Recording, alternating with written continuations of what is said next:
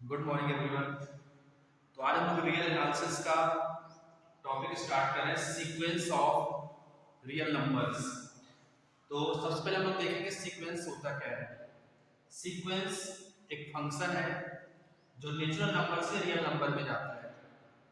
तो natural number इसका होता है डोमेन और रियल नंबर इसका होता है कोडोमेन। ये आपका नेचुरल नंबर हुआ डोमेन और जहां पर ये जाता है ये आपका कहलाया कोडोमेन। तो इस प्रकार हम देख रहे हैं कि जो सीक्वेंस है एस एक फंक्शन है जो नेचुरल नंबर से रियल नंबर में जा रहा है।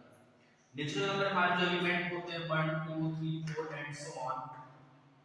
तो इस फंक्शन के थ्रू इस 1 की इमेज बनेगी s1, 2 की इमेज बनेगी s2, 3 की इमेज बनेगी s3। इस s1 को हम इस प्रकार से नोट कर सकते हैं s1 s2 s3।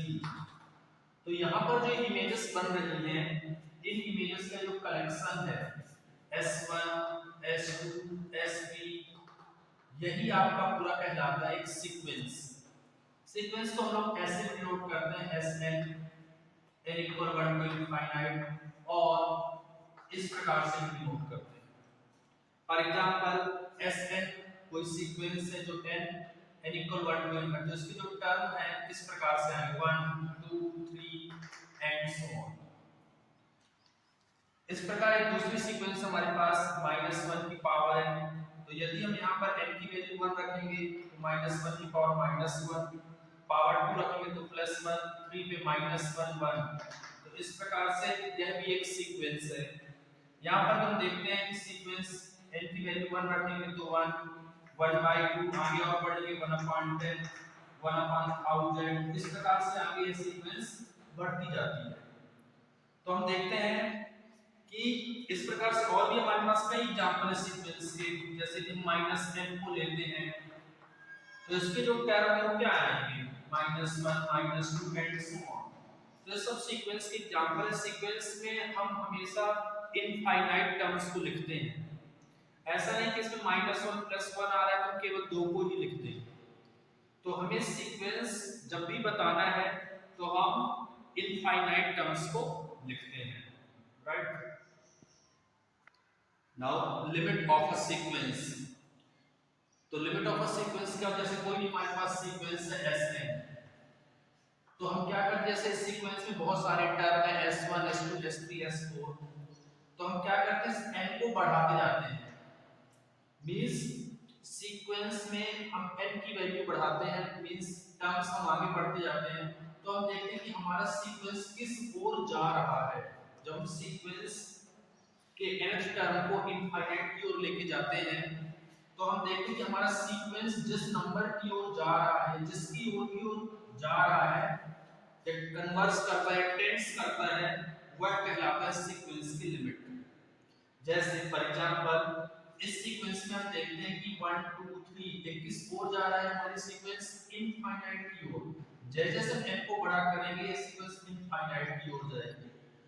तो यह इनफाइनाइट की ओर जा रहा है, इसकी टेंडेंसी इनफाइनाइट की ओर है। इस प्रकार यहां भी देख रहे हैं -1 -2 -3 ये किसकी ओर जा रहा है, प्लस इनफाइनाइट की ओर। ये किसकी ओर जा रहा है, माइनस इनफाइनाइट की ओर जा रहा है। ये वाली सीक्वेंस हम देख रहे हैं तो इसमें -1 +1 -1 +1 आ रहा है। तो क्या होता है, कुछ हमारे पास सीक्वेंस के टाइप भी होते हैं। जैसे एक होता है कन्वर्जेंट सीक्वेंस, डाइवर्जेंट सीक्वेंस। तो जब सीक्वेंस इनफाइनाइट की ओर जाए, जब माइनस इनफाइनाइट की ओर जाए, तब ऐसी सीक्वेंस को हम कह देते हैं डाइवर्जेंट सीक्वेंस। ये डाइवर्जेंट सीक्वेंस है। और जब सीक्वेंस के सारे टर्म्स ऑसिलेट करते हैं, दो नंबर के बीच में ऑसिलेट करते हैं, जैसे -1 +1 -1 +1, ऐसी सीक्वेंस आपकी कहलाती है ऑसिलेटरी सीक्वेंस। ऐसी सीक्वेंस आपकी कहलाती है ऑसिलेटरी, दोनली सीक्वेंस। जैसे हम इस सीक्वेंस में देख रहे हैं तो जैसे 1/2 मींस 0.5 0.1 0.001, तो हम देख रहे हैं कि यह जो सीक्वेंस है लगभग 0 की ओर टेंड कर रहा है, मतलब 0 की ओर जा रहा है। तो यहाँ पर सीक्वेंस की जो लिमिट है वो हो जाएगी 0। लिमिट क्या होगी, 0। यहाँ पर इनफाइनाइट की ओर जा रहा है, तो यहाँ पर इसकी टेंडेंसी इनफाइनाइट की ओर है, लेकिन ये इसकी लिमिट नहीं कहलाएगी क्योंकि एग्जिस्ट ही नहीं करती, क्योंकि ये नॉट डिफाइंड है।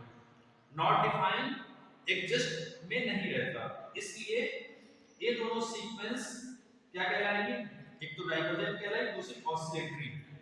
और यहाँ पर हम देख लें कि जीरो की ओर टेंड कर रहा है, तो इस सीक्वेंस की लिमिट हो जाएगी जीरो।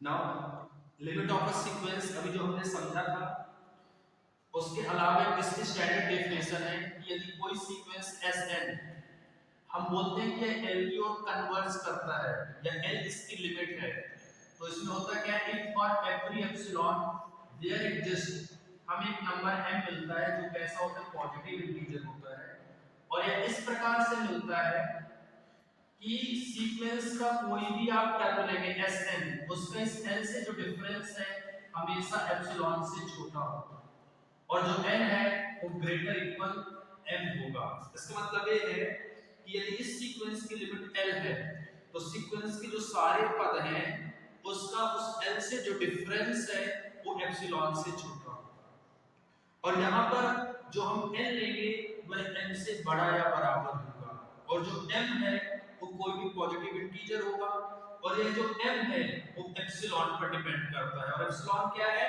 जीरो से बड़ा कोई भी real number, right, epsilon zero से बड़ा कोई भी रियल नंबर है, और ऑल यानी कि फॉर एवरी एप्सिलॉन मींस आप एप्सिलॉन की कुछ भी वैल्यू ले, हर एक वैल्यू के लिए यह कंडीशन होल्ड होता है, तो हम कहते हैं